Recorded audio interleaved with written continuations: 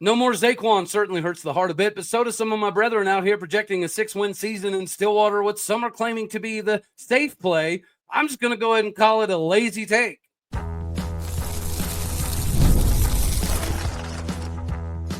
You are Locked On Oklahoma State, your daily podcast on the Oklahoma State Cowboys, part of the Locked On Podcast Network, your team every day. Howdy, y'all, and hello, all. Welcome back to Locked On Oklahoma State, your top stop for all things Cowboy and Cowgirl related. My name is Cody Stovall. I want to thank you kindly for stopping by to make this your first listen. We're available on all of your podcasting platforms, visually as well on YouTube. Find me personally on X at Aldeo State. Today, we're partially brought to you by Game Time Tickets. Download the Game Time app, create an account, and use the code LOCKEDONCollege, all one word, for $20 off your first purchase. Head on over to Game Time to get the best in the ticketing industry today. Meanwhile, we get to slide right into this conversation of Oklahoma State football entering the season.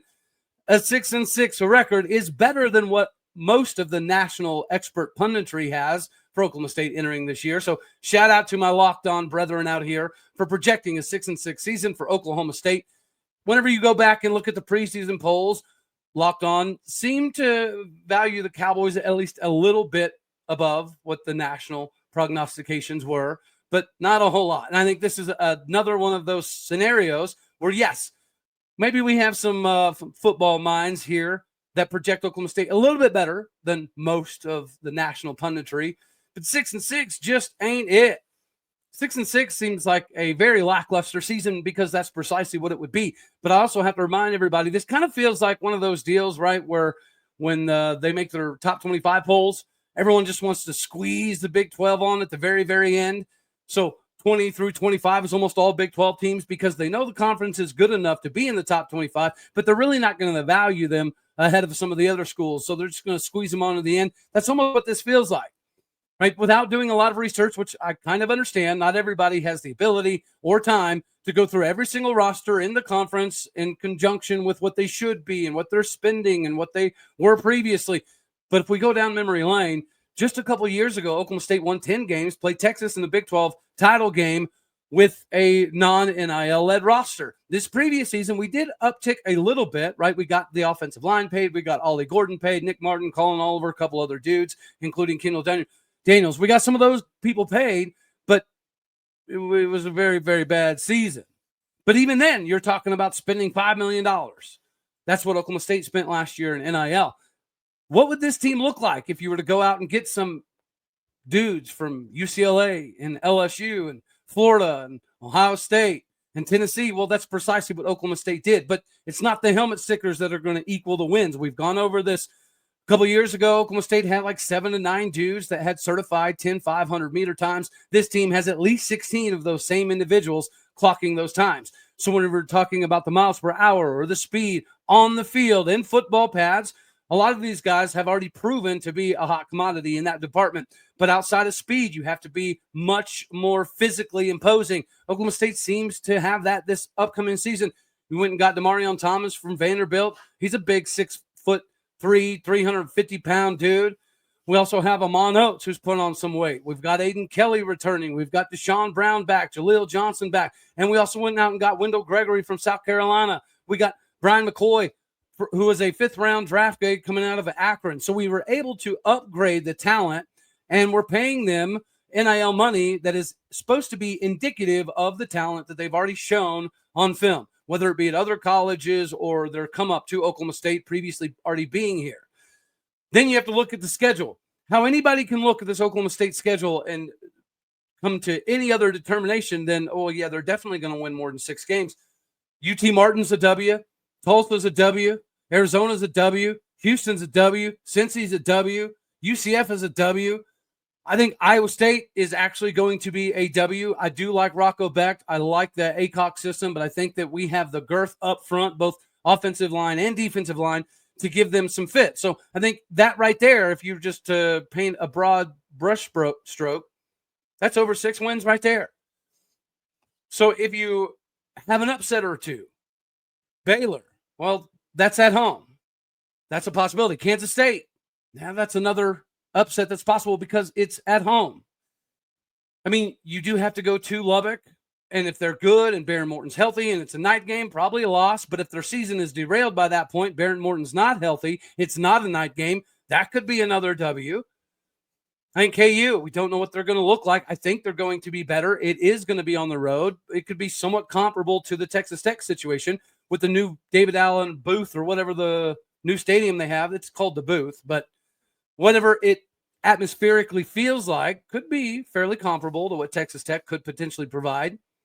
But I think we're spending way more in money. The talent acquisition has been significantly better. We've talked about the upgrades in size, the upgrades in speed, the upgrades in violence of action. That's what has me most excited. It's one thing to have a bunch of dudes that are super fast. It's one thing to have a bunch of dudes who can put on 25, 35, 45 pounds.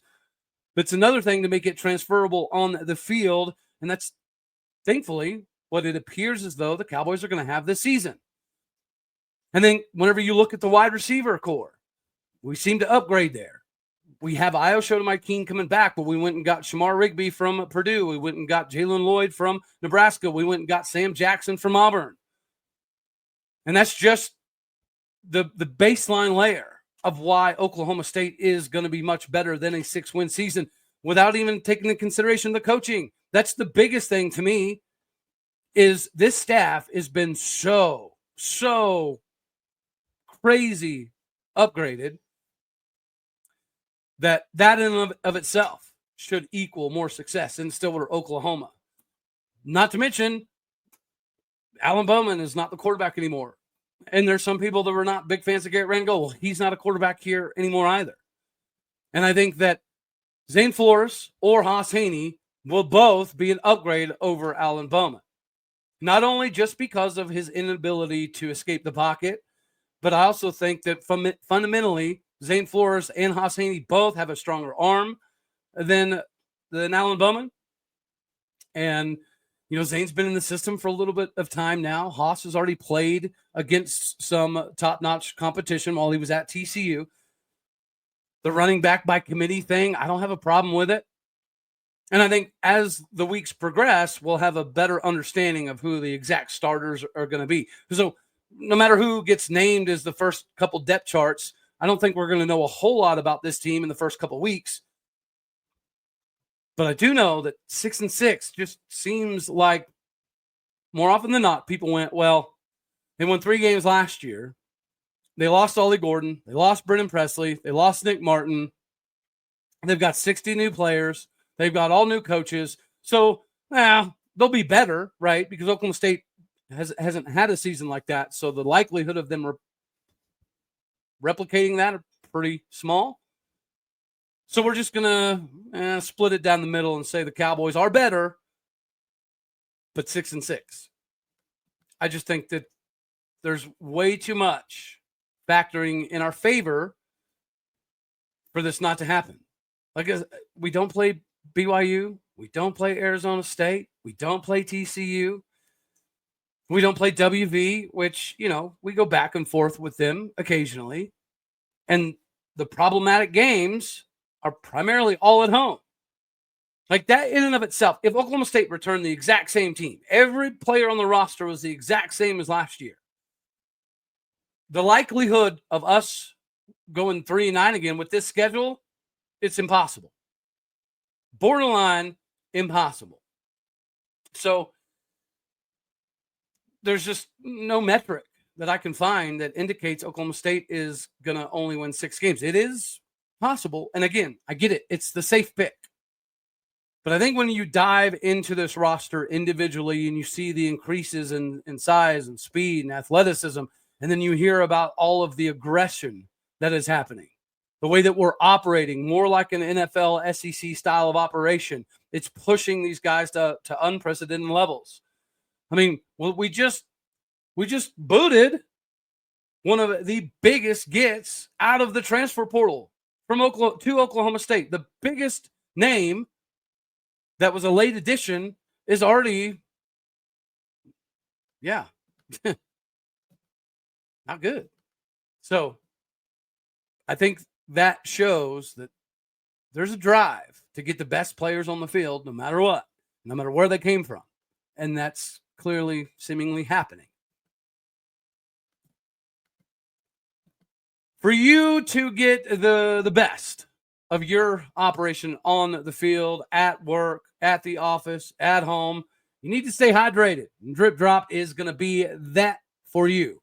If you're just trying to stay on top of your routine, whether it's workouts, long days at work, long days on campus, or trying to stay focused by getting back-to-back classes knocked out, hydration is where all of it starts.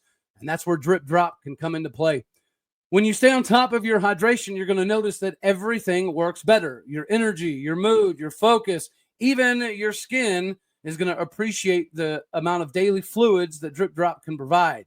It's always just that easy. And that's why I personally do love Drip Drop. It means a whole lot more when you can physically take a product, use it, and show that it's beneficial. Drip Drop is doctor developed and scientifically proven for fast hydration.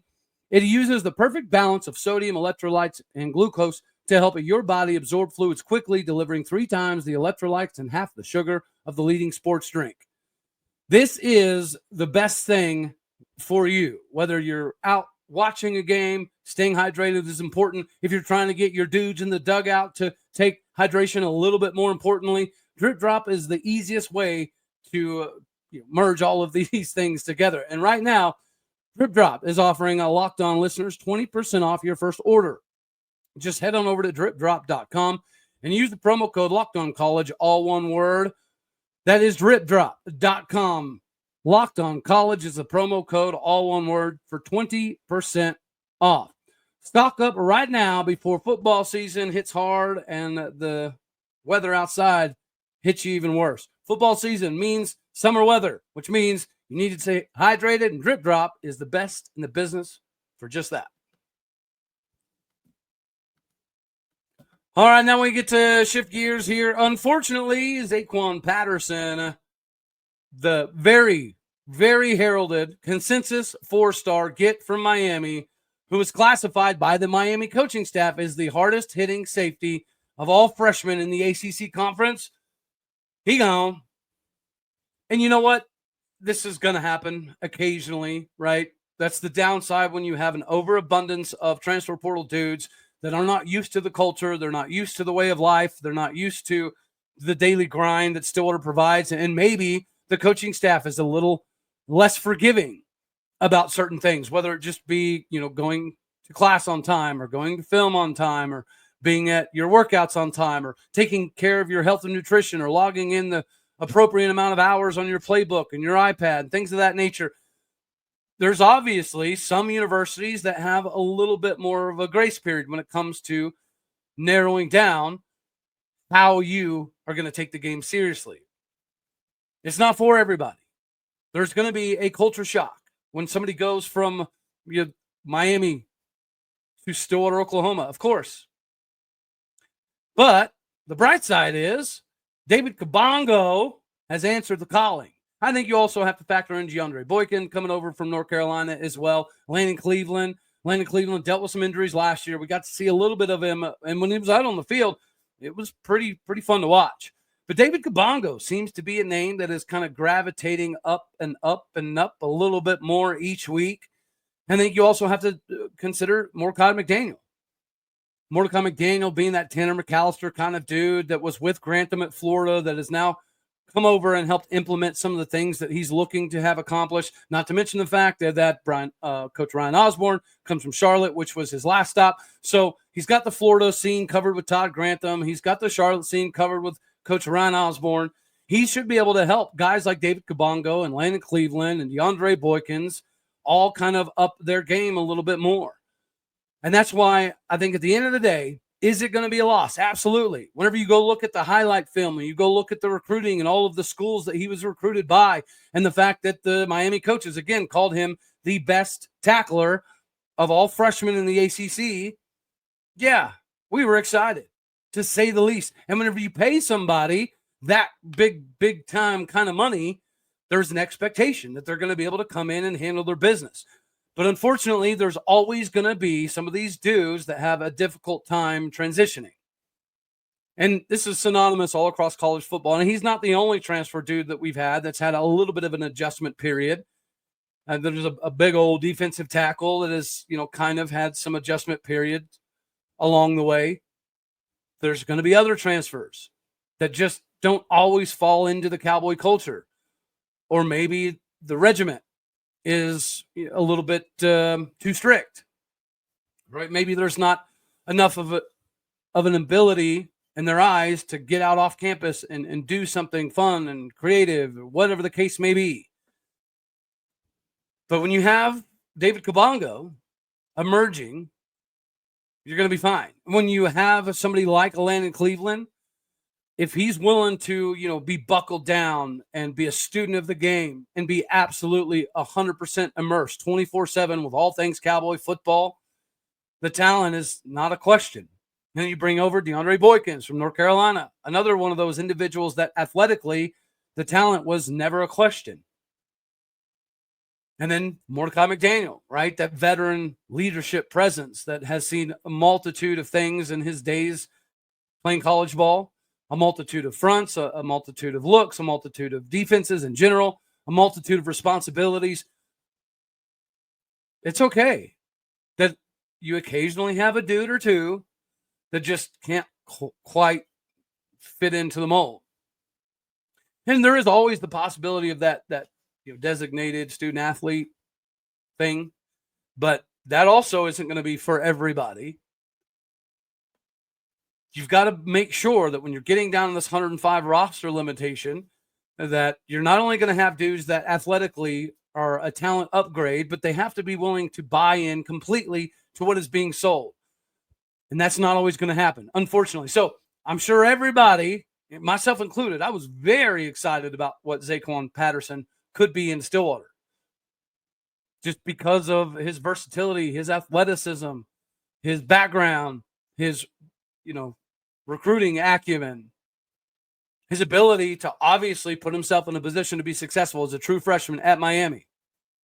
But it also goes to show that not every school is the same. Not every school is going to operate the same. The standards are going to be different. The expectations are going to be different. The amount of leeway that you're given, it's going to be different. Just because we can pay Miami money doesn't mean that we're going to be willing to allow some overly complacent individuals all around the locker room. Because complacency and laziness is precisely what the problem was last season. And no matter how much some of the players may have proven it on the field that they were checked out, they still got to start because they had coaches that had their back because they, put a lot into that dude. So they wanted to see him flourish, even if he wasn't going to be the right guy. And it was very, very visible that he wasn't going to be the dude. That's another reason why going 6-6 just doesn't make a lot of sense because of things like this. If Oklahoma State was simply going to spend, 3 times more in NIL and call it a day and call it an improvement, then we wouldn't necessarily be worrying about guys like Zaquan Patterson maybe not exactly fitting into the system or buying into the culture or being part of the answer as opposed to the problem. So there's always going to be a bright side and a downside of this many transfer portal additions. This is, unfortunately, the downside. The bright side is when you have guys like David Kabongo and Landon Cleveland, and I think you can even factor Parker Robertson here. Jacoby Oliphant, he's played some safety. He's going to play more of like the nickel dime type of dude, it appears. But he could easily slide over here. If he's willing to go into a linebacker meeting or two, then maybe he's going to have the capability to shine here as well. Then you got to talk about Parker Robertson. Parker Robertson's another individual that should be able to factor in here alongside somebody like a Mordecai McDaniel. And then where does Raymond Gay II, where does he fit into all of this?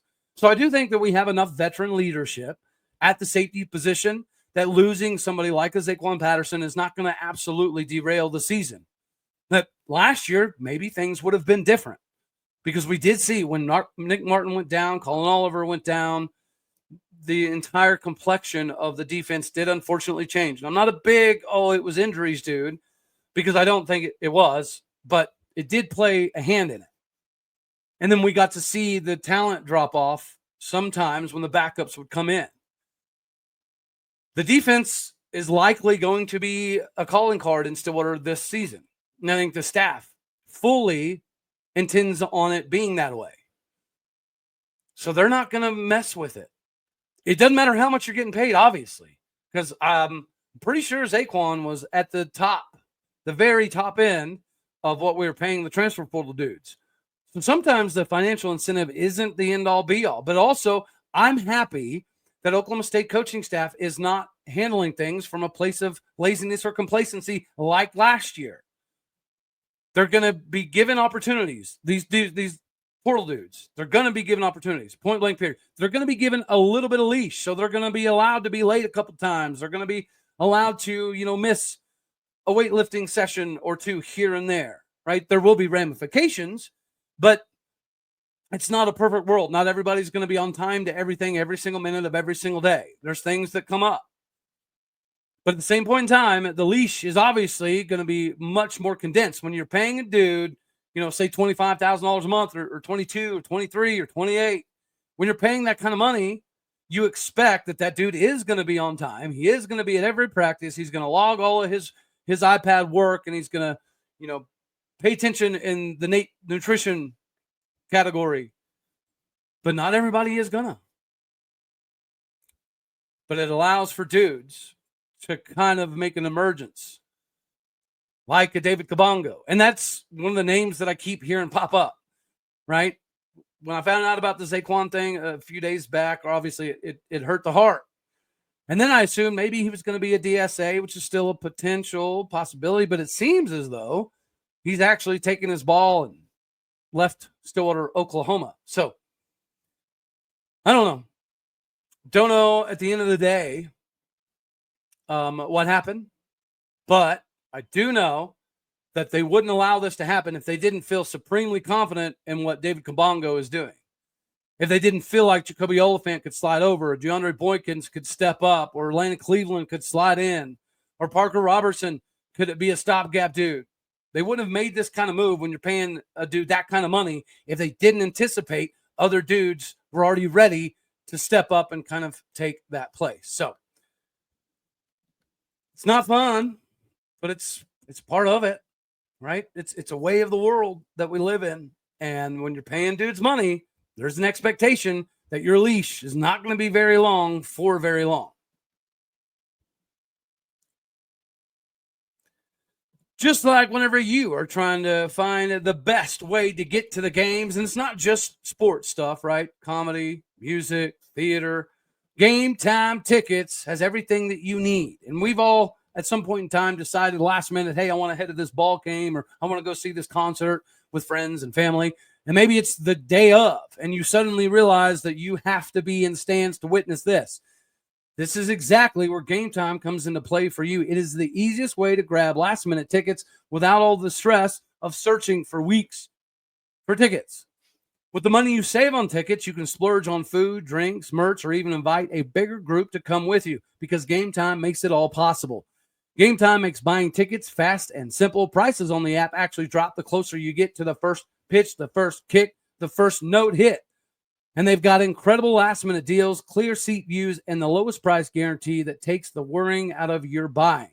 Game Time is the official ticketing partner of Locked On Major League Baseball, making it easy for you to browse the app for an exciting upcoming Major League game near you. If you're tired of the endless scrolling and you just want to get straight to the best deal, Game Time Zone Deal Picks gives you the best seat in your section for you. It is your time to take the guesswork out of buying tickets with Game Time. Download the Game Time app, create an account, and use the code LOCKEDONCollege, all one word, for 20% off your $20 off your first purchase. Terms apply, but again, create that account, redeem that code LOCKEDONCLLEGE for $20 off. Download Game Time today. It is last-minute tickets, lowest prices guaranteed. All right, before we skedaddle on off of here, people are talking about Brennan Presley. And can Brennan Presley be the guy who ends up being a star out of nowhere for the Rams? We all know the answer. Oklahoma State has an argument to wide receiver U. When you're talking about your Des Bryants and your Justin Blackmons and your Hartley Dykes and your Marcel Aitmans, James Washington, Tylen Wallace's, when you're talking about all of those individuals, there's an argument for wide receiver U in Stillwater, Oklahoma, alongside, Ohio State, Bama, a couple other places. But in all of that, Brennan Presley is the number one dude all-time Oklahoma State history who has multiple Blitnikoff Award winners, back-to-back Blitnikoff Award winners. He leads everybody in receptions. And it's not like he had one of those COVID 7-year careers. That wasn't the case. He got an extra year, of course. But he's above the top dudes that have ever played in Stillwater. So him going out as a Ram and having, 103, 102 yards, we're not surprised in Oklahoma State country. Obviously, some in the National Football League are surprised because there's a couple different articles about Brennan Presley and can he be that guy and can he be a late round undrafted free agent Jim? Absolutely. But in addition to that, Ollie Gordon had an argument to the bee's knees of the NFL Cowboys for the week. Mason didn't get to play a whole lot, which is fine. Jalen, not going to play. Justice, I don't know why they're not playing him, honestly. I mean, I know he's the backup, but I thought we'd see a little bit of Justice by now. Doesn't seem to be happening. Jalen Warren, we're definitely not going to see him. There's no need to see Chuba, right? So there's a decent number of dudes that it's unlikely that we're going to see them because they don't need to get them hurt while they're trying to find places on the roster for these other preseason dudes. So I get some of it. But Ollie Gordon, he had an injury pop up last week above him, and apparently there was an injury to Achane, their starter, this week. So he got a healthy number of carries, had over 50 yards. I think he had 10 yards receiving as well. He's proven to be the dude that the Miami Dolphins absolutely need. And then I'm excited about Tay Martin. I think Tay Martin factors into that wide receiver U conversation as well. He had a pretty nice preseason week 1 with the Commanders this previous week, so it'll be fun to see what he can do. Trey Flowers is continuing to get some play, as is A.J. Green. I think A.J. Green and Trey Flowers both, are going to have opportunities at their latest destination. Corey Black, I think he popped up with 3 tackles and 1 solo tackle as well for the Giants. So there's definitely plenty of Cowboys that are getting some play. Nick Martin, he had a couple really, really nice tackles. He also missed a couple tackles again. And that seems to be the only issue with Nick Martin. He makes amazing plays, but he does have a tendency in 2 preseason games to miss tackles that are pretty uncharacteristic of a linebacker. But Brennan Presley, yes, for anybody out there questioning, he is that good. He can be that guy, and there's nobody in Stillwater or in the Big 12 that would be surprised if Brennan Presley not only made the 53-man roster, but had opportunities on the field physically. Ollie Gordon, it's a crying shame that he went from a top 20 preseason first-round draft pick to a late-round dude. I mean, he's a first-round talent. Running backs going in the second and third that are first-round talent, that's pretty normal. But when you start talking first-round talent going in the 5th, 6th rounds, unfortunately, that's on us, right? Oklahoma State. Mike Gundy, Casey Dunn, call it what you want to call it. We allowed this to happen. But anywho, let me know down in the comments section for all you out here if you think that 6-6 is fair. I've seen some Oklahoma State fans saying that we're going to go 6-6. So, it's not a completely foreign concept. I just don't see it as a possibility. Unless we go backwards, which with this schedule and this upgrade in athleticism, violence of action, speed, and most importantly, the coaching staff, I just don't see it. But let me know down in the comment section for all you fine folks out here on YouTube. All of you podcasts and people out there, you know what it is. You are everything that makes this work from the very beginning. It'd be nothing without you now. So I appreciate what you do. So go do what you do. Hit the stars. Leave some reviews. All righty, y'all. Later, taters.